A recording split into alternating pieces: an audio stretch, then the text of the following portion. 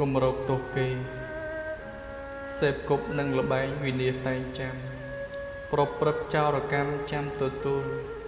ប្រព្រឹត្តមិនសមអារម្មណ៍មិនស្រួលសតិប្រែប្រួលដួលព្រោះស្រវឹងគួរសាងកុសលតម្កល់ចិត្តកាយរស់ដោយសប្បាយរំសាយកំហឹង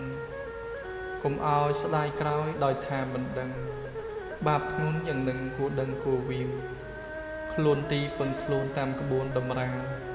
ព្រះធម៌ចែងថាជីវិតមិនទៀងកុំអាងនៅក្មេងវង្វេងនឹងរៀងបញ្ឆិតបញ្ឈៀងផ្ទៀងរកទោសគេកុំហោះខ្លួនឯងជាស្ដីឥតស្ដីទោសអ្នកដតីរំបីធំទ្វេដំរីមួយស្លាប់បាំងនឹងចង្អេចិត្តដែរឬទេគួរពិចារណាកុំហោះតែមានចំពោះអ្នកធ្វើអ្នកអង្គុយមើលកុំចេះតែថាគួរមានមេត្រីដោយក្តីមេត្តាទៅតាមធម៌អាដែលព្រះទូមានដោយឧបាសកគុយសុធន